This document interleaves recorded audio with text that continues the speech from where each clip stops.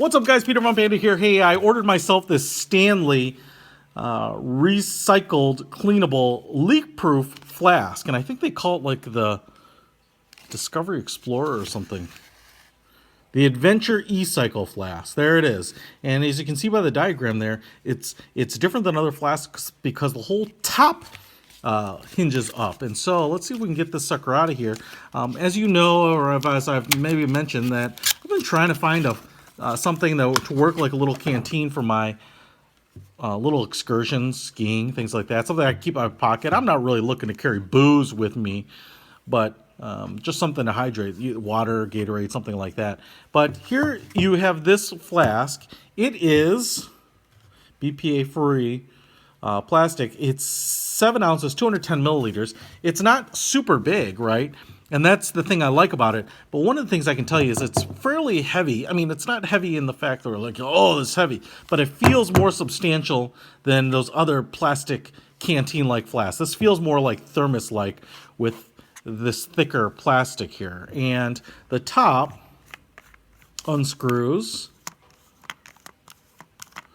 Oh, and it's like, it's kind of flask-like in that the top is tethered. So that's actually fairly flask-like. The threading is on the inside of the nozzle there instead of outside. And I'm just trying to see how good of a seal it would make. I guess there is a little silicone gasket at the very top, so it should create a pretty nice watertight seal there.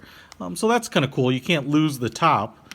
You certainly could use this for boozing up. I mean, and since it's all plastic, it's one of those things that you could sneak in a metal detector, I suppose, if you wanted to be anarchist about it. But this switch here is what opens up the whole top, and you also have this silicone gasket all around the top here, and then looks like the paperwork is inside here, and then there you've got your flask, the inside of it. Now, one of the things that I've heard or read that's a complaint is that people say, oh, I lock it up and the thing starts leaking, or I dropped it and I broke it. So the next thing we're gonna have to do is try to fill this up with water. I mean, it seems like it closes pretty nicely, but it doesn't seem like it's super like hard. You know, I mean, you can see there's a little raised edge that fits into the gasket, and so you think that should give you a pretty good seal. But it kind of depends on how much pressure this switch is pulling down. And so we will try to, I'm going to fill it up with some water, kind of squeeze it, put some weight on it, see if we can get it to leak out of here, and then maybe kind of torture test this thing a little bit. They're not expensive, 15, 16 bucks, but you know, for a little plastic flask, that is kind of expensive, and so I would expect it to do fairly well. So if it breaks on us, I'm going to be pissed. Let's try it out. So I filled this thing up with water about 3/4 of the way full, just regular water, and I've been playing around with it.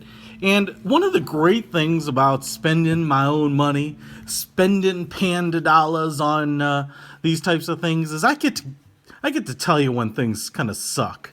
And I guess I like the Stanley name. I kind of feel like they make good tools and stuff, but this thing does leak. I've got it filled with water here, and it's not leaking under its own, weight. But I'm being pretty ginger with it, right? I mean, if I shake it like this, what I notice is that I start getting water. You can see a little bit of water. I dried this thing off because I found it leaking, so I dried it off. So anything we're getting is absolutely brand new. The problem is, it's not really an unbelievably good gasketing system here. And plastic flexes a little bit. If this were metal, this might be better, but you can see it flexes there just a little bit as I kind of rock the top. And then on top of that, because it's plastic and the whole thing kind of flexes, I can turn it over like this and just kind of milk it a little bit. And I can get water to start squirting out. Now, is it a huge, so is it a huge problem? Well, yeah, if it's booze, it's going to smell pretty bad. This is thankfully just water. But I can see, having this in your pocket. Now, it's upside down, but, if it's filled to the brim, as you kind of sit on it, lean on it, whatever, roll it around, I don't know. I mean, you get a little boozy or you get, You know, like I said, I was thinking of using this for carrying water in my pocket while I'm skiing or doing outdoor activities. You know, it's going to get banged around a little bit.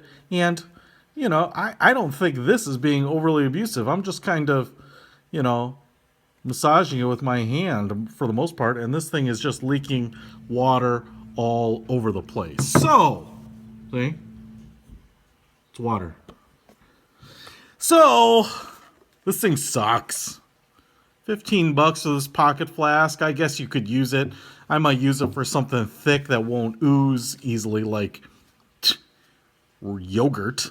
But I'm ticked with this. Sucks. Anyway, it might work for your application, but I probably wouldn't put anything in here that is actually liquid. It's probably better for throwing in some credit cards and a little bit of cash and having an armored Peter Von Panda with my Stanley Adventure flask. Out!